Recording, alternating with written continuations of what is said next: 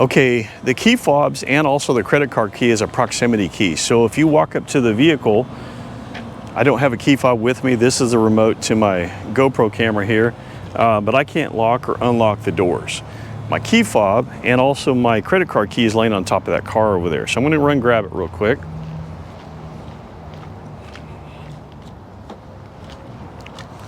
Now I'll walk back up to the vehicle. Now I can lock and unlock the doors. So with credit card key, I could jump in, start the vehicle, and this isn't gonna matter where, whether you're in town where you have cell phone reception or if you're out in the country somewhere where you have none. The digital key, as I mentioned, you do have to have phone reception, otherwise it's not gonna work. So don't leave somebody stranded with that. I mentioned before, and I was misinformed, I thought it was very much like the Tundra, where when you walk up to the vehicle, because there is no keyhole anymore, there's not a way to actually lock or unlock the tailgate. As long as the doors are unlocked or you have a key fob with you, and I'm gonna back up again because I almost made that same mistake, the vehicle has to be unlocked before you can open the tailgate. So see, it's locked now. Well, if I walk over and unlock the doors, keep in mind, for safety reasons, it's only going to lock the driver's door first, but if you wait long enough, it will unlock the rest of the doors. And then you can come back and open the tailgate. All right, I want to talk about Remote Connect for a moment.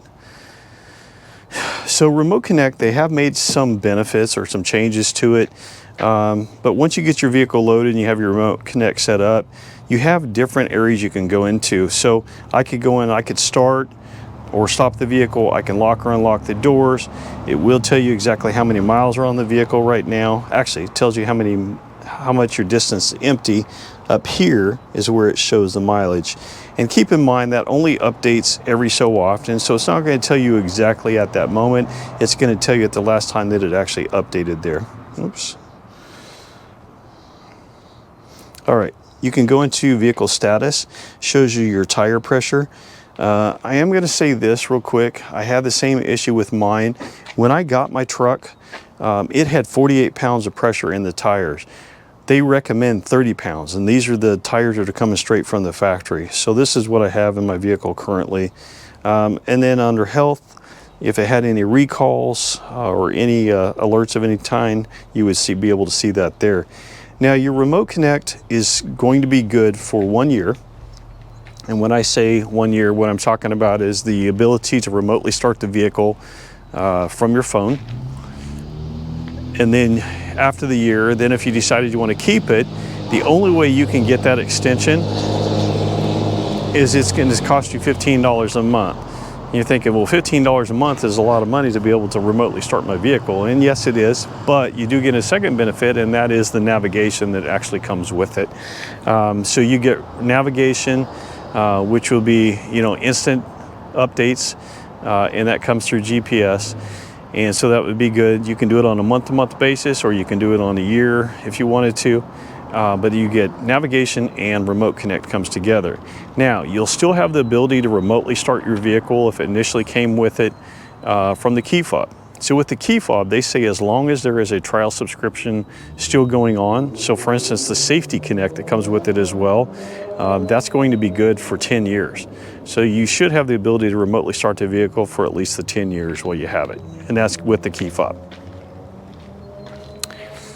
All right, I think we've covered a lot so far, so now let's go ahead and start into the comparison. So I just drove this vehicle before I brought it over here for the comparison's sake, and I wanted to get an idea. It's been a while, I had a Tundra in between the Tacomas. I wanted to see how much different it actually is. And the one thing that I did remember before is that with the previous gen, the third gen Tacoma, it wants to wander all over the road. And I noticed that right away. These roads that are out here are very sloped. And so the first thing that you notice is it feels like it wants to drive off to the side of the road. I don't notice that with the 2024 Tacoma. Performance. It seems like you really have to put your foot halfway to the floor before you get any performance whatsoever out of the Tacoma, and your horsepower and torque really kind of meets its peak up around 4,000 RPMs. Well, the torque comes in at 1,700 RPMs on this 4th gen Tacoma. and you have much more throttle response. Suspension. So I told you that I went down to the Tacoma launch, and so we had an opportunity to drive. We drove a Tier D off-road, a Tier D Sport, and a limited model, and then we got to see in person the Tier D Pro, and then also the Trail Hunter. With the 2024 Tacoma, you have multi-link rear suspension, and if anybody's not seen that, I'm sure you all have, but anyway, that's your multi-link suspension with coil springs, which hopefully you'll be able to see that under there. But the coil springs, the one big difference that you'll notice right away is it has a smoother ride. When you get into gravel roads, say on your washboard road where it's a bunch of small chop, I noticed that it seems to track much better. And so because I ride dirt bikes, I'm off on gravel roads quite a bit. I've had a lot of experience, driving on them. And I noticed a huge difference in the way this drives versus what it drove in the previous gen Tacoma. So better handling. The other thing that I noticed that when you're going around let's say a curve at 60, 70 miles an hour, and I'm going to use an overpass for an example, what I have noticed before with the previous gen Tacoma is that once it hit the little bump in the road where the seams come together, it would hop up and it feels like it slide over a few inches and then hit, and then you kind of get traction again. I don't notice that in this. Yes, you feel a little rise because of the bump that you hit, but it stays very planted. And so you have a fully boxed frame on the 2024 Tacoma, but you have a box frame up, probably up right behind the wheel, and then it's an open channel frame. If you look at it, it would be like a C on one side and a backward C on the other, but it's an open channel frame all the way from the remaining throughout. And so the frame on the 2024 is much more rigid, but you feel it right away. It's not rigid in the sense that it's going to make it drive more harsh. You feel much more planted to the road. I want to talk about space. So in the 2024 Tacoma, a lot of people right away will say, well, there's just not as much space as what they were in the previous gen. If you look at the doors, and they've done measurements, the door on the 2016 and newer, will be third gen, is 2 inches longer than what it is on that side. However, this bottom seat cushion is 2 inches shorter than what it is on the fourth gen Tacoma. Oop. So when you look at it, it looks like there's a lot less space.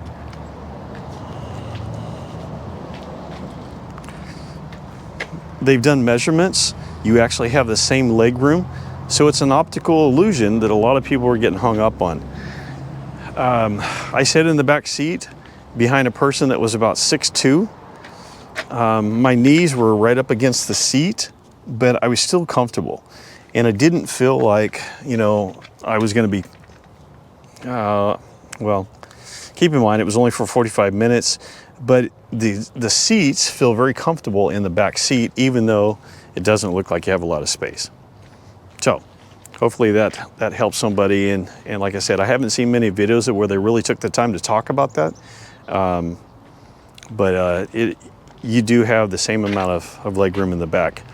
The other thing too is that the way the door pillar is made here, it seems like you have less visibility, out the side, which is true. However, there again, that's another optical illusion. It is less space, so it makes it seem like you have less space inside. Now, headroom.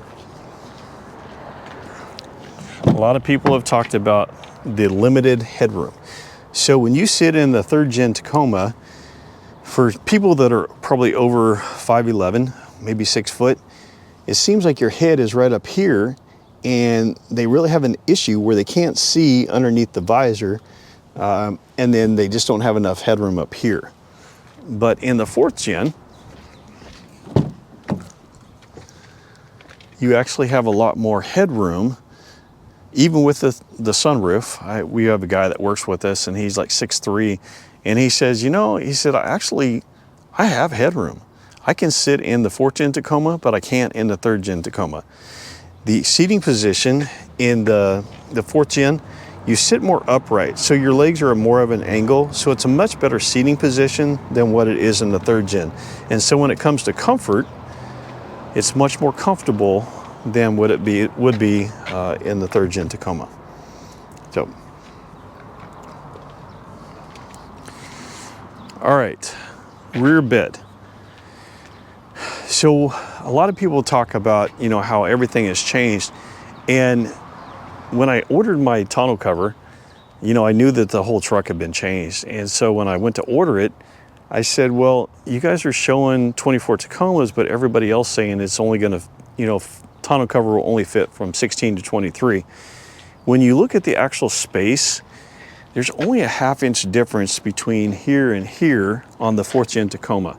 Now the bed is a little bit deeper, but other than that, most of the dimensions are pretty much the same. So because that actually sits up on top of the rails and not down inside the rails, they didn't have any issue, and it still works on that truck, and it works very well. On the back of the truck,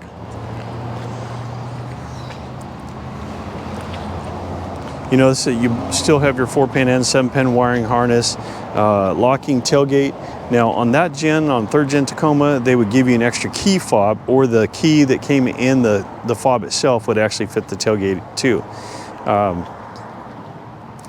So anyway, I like the new one better. So those are some of the major differences on the truck. I don't know if I've answered any of your questions, but if you have questions and I haven't answered them yet, please feel free to go on ahead and send me a comment. I will talk about the headlights. The headlights on the 24 Tacoma are much better than the previous gen. They're so much brighter, and you get the same headlight on every model that they make. Now, the fog lights, these are all gonna be the same fog light all the way up till you get to the Tier D Pro and the and the Trail Hunter. But otherwise, they're all gonna be the LED fog lights like that. So there's some definite benefits that you're getting on just a standard truck. And unfortunately, it does probably help increase the price. But you are getting some additional benefits for it. So anyway, I've covered a lot. Hopefully it wasn't too long. But anyway, if you have questions, any comments, go ahead and send them my way. Take the time to like and subscribe. I'm gonna have a lot more content coming out.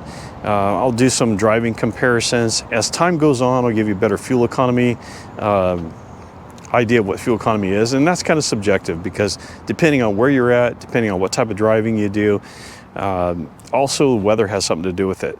I have noticed that on my Tundra that I just got rid of, the cold weather actually changed the fuel economy quite a bit. And so as weather gets warmer, you know, if you're looking at somebody's review and they're showing you that you're getting, you know, 22, 23 miles per gallon, you know, in the cold, you may be getting somewhere under 20. So it will make a difference. So anyway, thanks again for watching. Have a great day.